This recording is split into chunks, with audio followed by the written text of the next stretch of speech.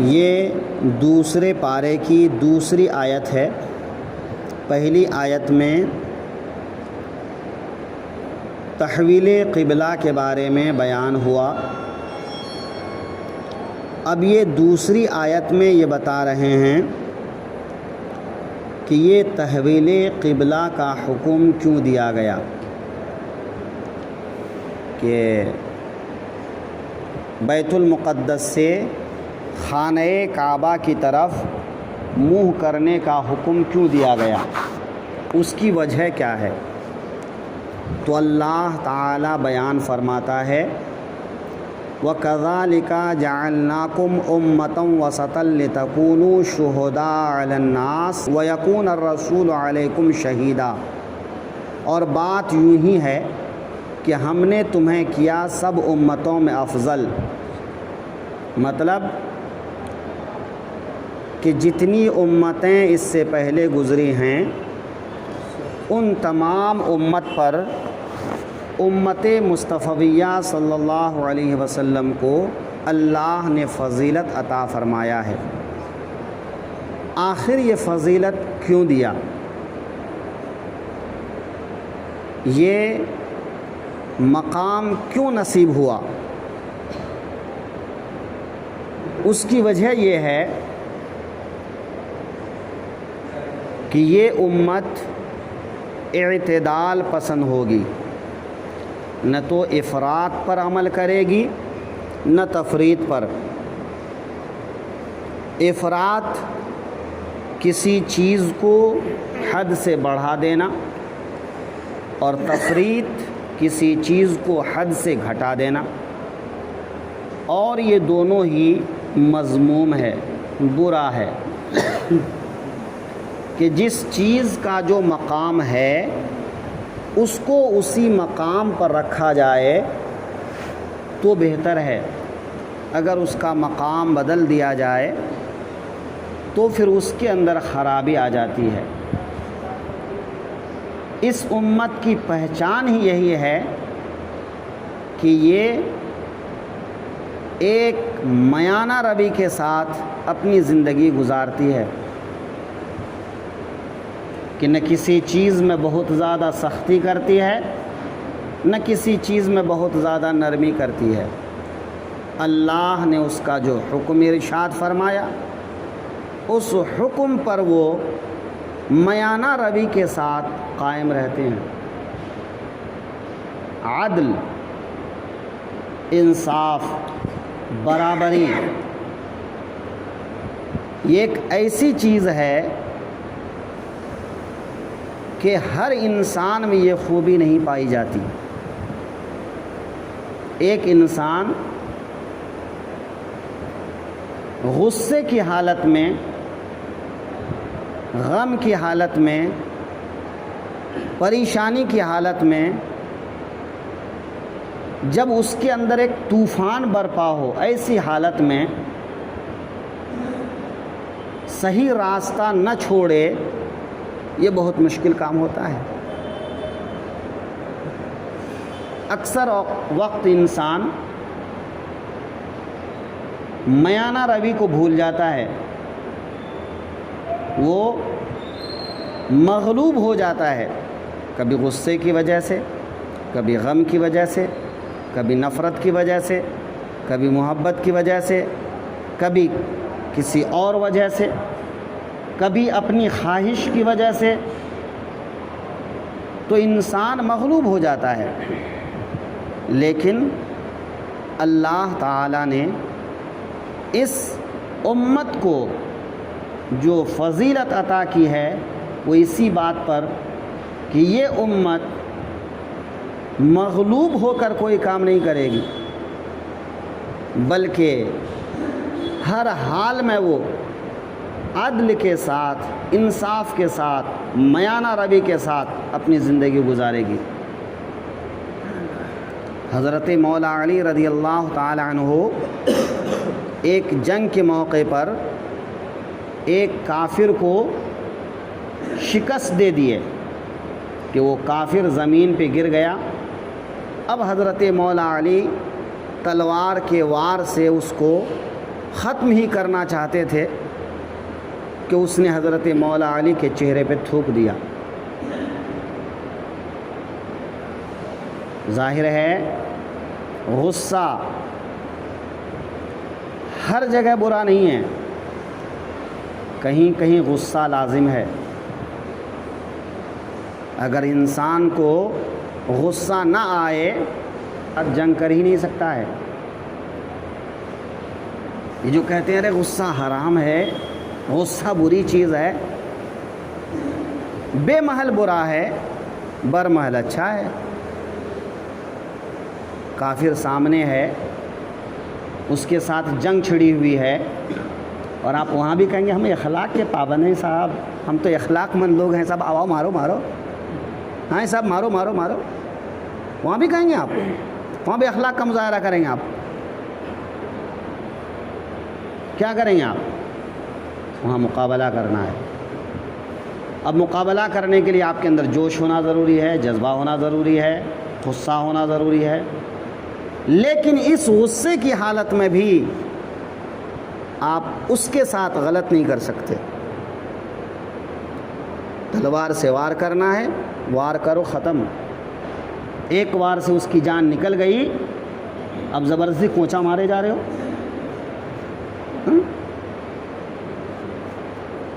نبی کریم صلی اللہ علیہ وسلم نے فرمایا کسی کافر کو مسلح مت کرو۔ مسلح مت کرو مطلب کہ جب اسے قتل کر ڈالو تو پھر اس کے ناک، کان، آنکھ مت کاٹو، اس کے جسم کو مت بگاڑو۔ تمہارا مقصد جتنا تھا اعلاء کلمت اللہ کے لیے اس سے جنگ کرنا تھا، تم نے اس کی جان لے لی، بس اب اس کی میت کے ساتھ تمہیں بے حرمتی کرنے کی اجازت نہیں ہے۔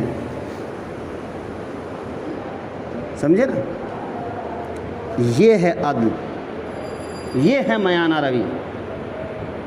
غصہ ہے کاٹ کے کھا جائیں، لیکن شریعت کہتی ہے نہیں، یہاں بھی تم کو انصاف سے کام لینا ہے۔ ہارون رشید کے بیٹے نے کہا ابا ایک شخص نے مجھ کو ماں کی گالی دی، کہا بیٹا معاف کر دو تو اچھا ہے، کہا نہیں معاف نہیں کر سکتا، کہا بس جتنی اس نے گالی دی اتنی تو بھی دے دے، ایک لفظ زیادہ نہیں دے سکتا تو۔ ہاں انصاف کرنا ہے، اگر معاف کرنا ہے تو معاف کر، معاف نہیں کرنا ہے، تم کو بدلہ پورا کرنا ہے تو بس اتنا جتنا اس نے کیا ہے، اس سے زیادہ نہیں، ہے نا؟ یہ ہے عدل۔ امتم وسطا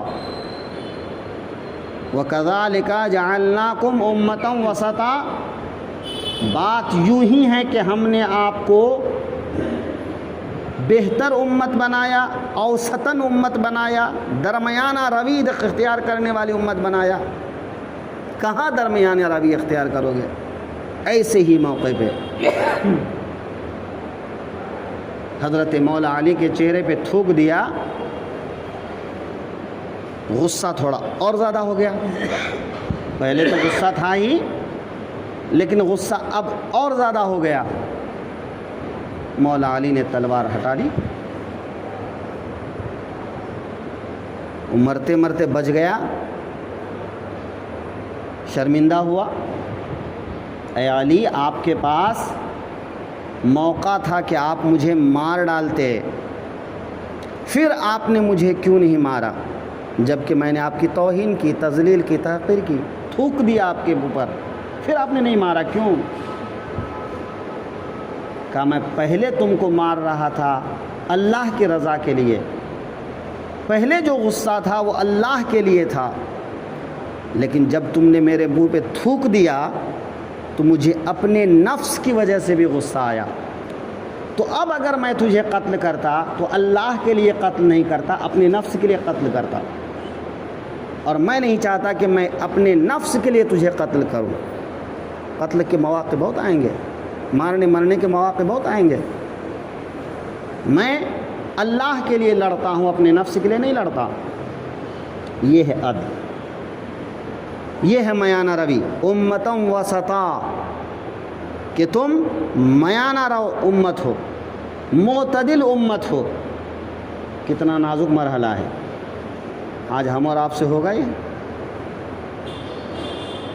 بہت مشکل ہے۔ اپنے دشمن کو ہم جتنا ذلیل کر سکیں کریں گے ہم، اپنے فائدے کے لیے دوسرے کا گلا کاٹنا پڑے کاٹیں گے ہم نے اپنی عادت بنا لی ہے۔ ہم کو نفع ہو نہ ہو، سامنے والے کو نقصان ہوتا ہے نا، نقصان کریں گے ہم، جبکہ اس سے ہم کو کوئی لینا دینا ہی نہیں ہے، اس کا مقام و منصب ہم کو ملنا نہیں ہے، اس کی روزی روٹی ہم کو ملنی نہیں ہے، لیکن ہم چاہتے یہ ہیں کہ ہم ایک مسلمان کو تکلیف پہنچا سکیں تو پہنچا دیں، اس لیے کہ وہ ہمارا مد مقابل ہے۔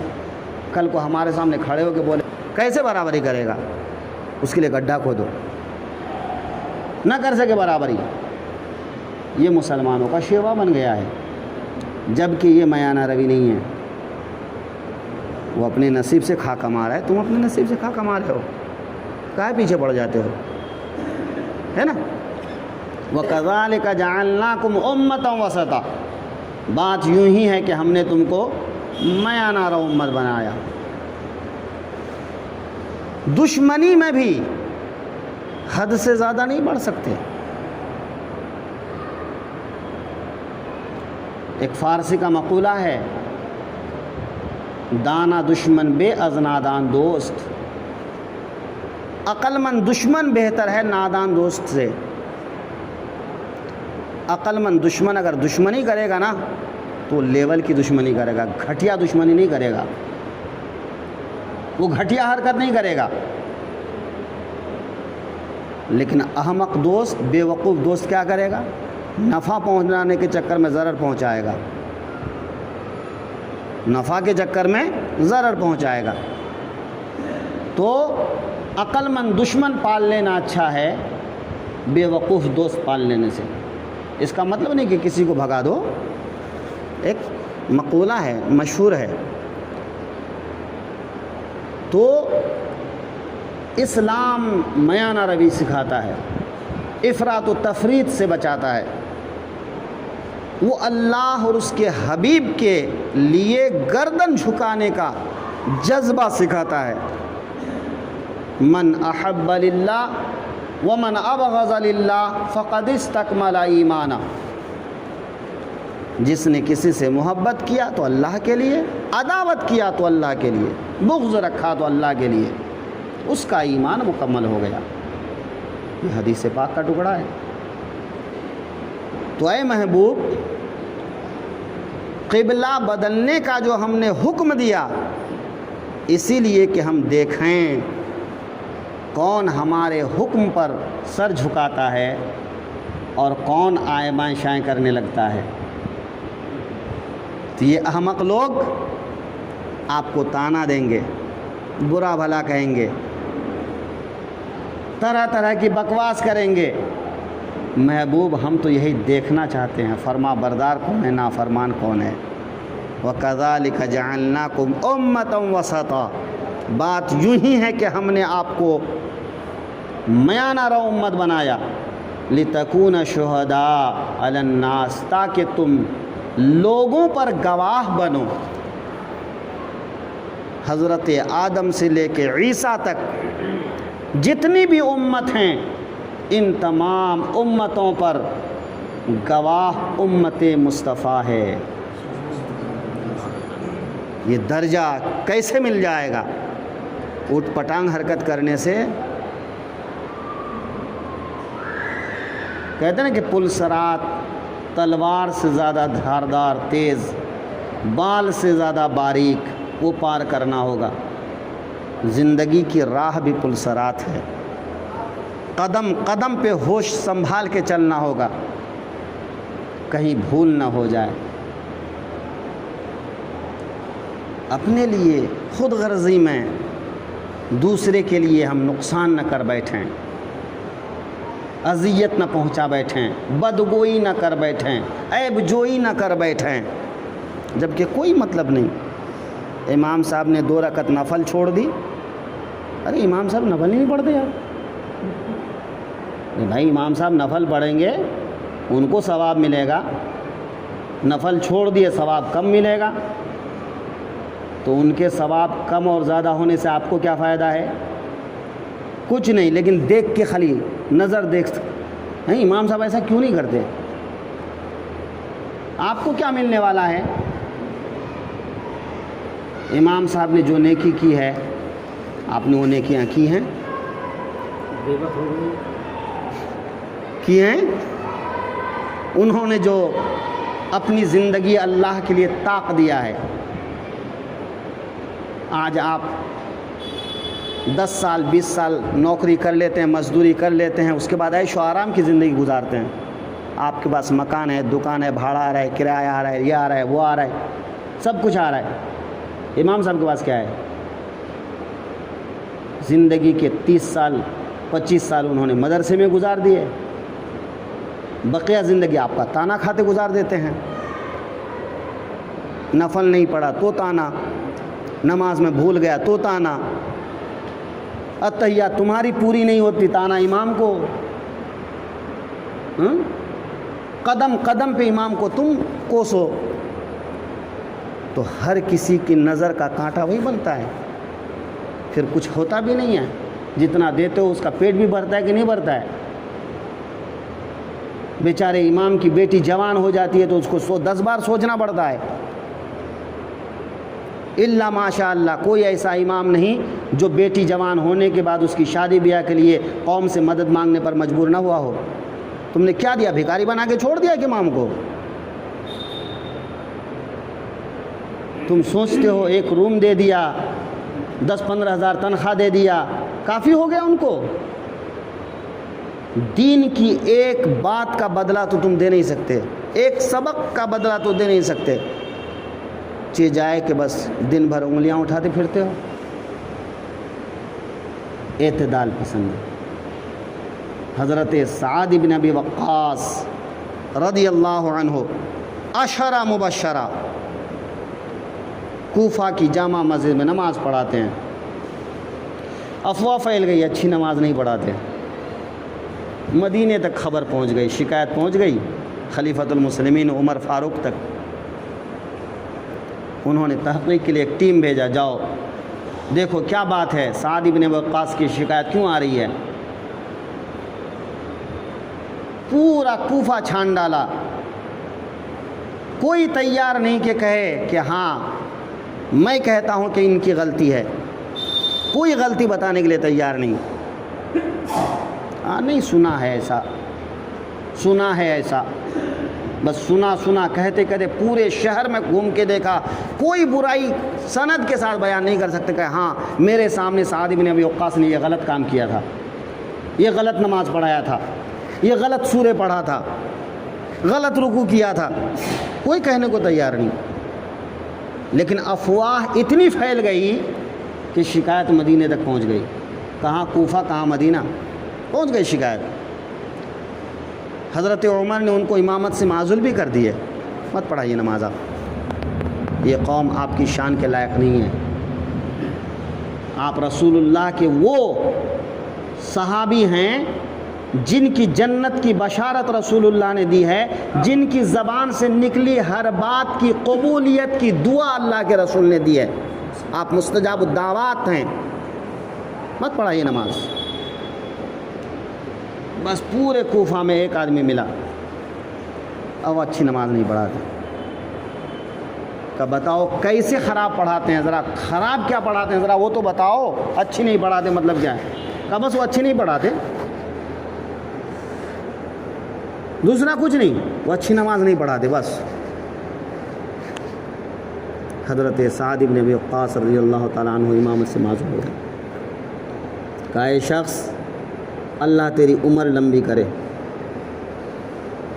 اللہ تیری روزی کم کر دے، اللہ تیری حیا چھین لے، غیرت چھین لے.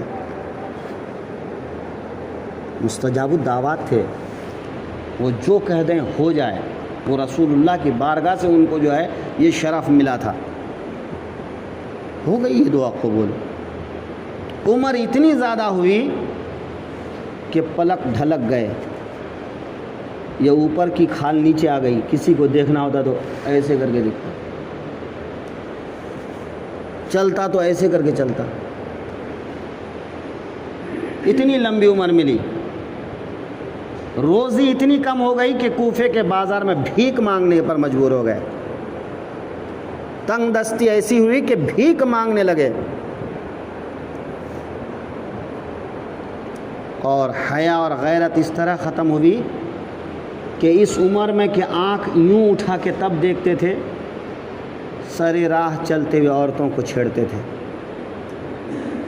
عورتیں کہ اے دادا کائے چھیڑ رہے ہو، اے نانا کائے چھیڑ رہے ہو؟ کہہ رہے اس بڈھے کو سعد بن ابی وقاص کی بد دعا لگ گئی ہے، میں کیا کروں، مجبور ہوں۔ یعنی اس بوڑھاپے میں عورتوں کو چھیڑ رہا ہے، غیرت اور بے شرمی بے حیائی کی یہ حالت ہو گئی ہے۔ اور جب عورتیں کہتی ہیں اس عمر میں کیوں کر رہے ہو ایسا، تو کہتے ہیں اس بڈھے کو سعد بن ابی وقاص کی بد دعا لگ گئی ہے۔ یہ حال ہے ہمارا۔ تو جب سعد بن ابی وقاص کو نہیں چھوڑا، ہم کو آپ کو کیا چھوڑیں گے لوگ؟ اس لیے کون کیا کہہ رہا ہے، مارو گولی، اپنے آپ کو انصاف پر قائم رکھو، صحیح راستے پہ چلو، اللہ اور اس کے حبیب کے راستے پہ چلتے رہو، پھر دنیا کیا کہتی ہے چھوڑو۔ اس دنیا کا کام ہی ہے برائی بیان کرنا، کس کس کو راضی کرو گے؟ ایک اللہ کو راضی کرو، دنیا راضی ہو چاہے نہ ہو، راضی ہو جائے تو ٹھیک، نہیں ہو تو ٹھیک، اللہ ناراض نہ ہو جائے۔ امتوں وسطا، تم میاں نہ رہو، بیچو بیچ چلنے والے لوگ ہو، نہ ایک زیادہ نہ ایک کم۔ یہی وہ منصب ہے کہ تم کو پچھلی تمام امتوں پر گواہ بنایا گیا ہے نا، تمام امتوں پر گواہ۔ وہ گواہی کیا ہے، انشاءاللہ کل گفتگو ہوگی۔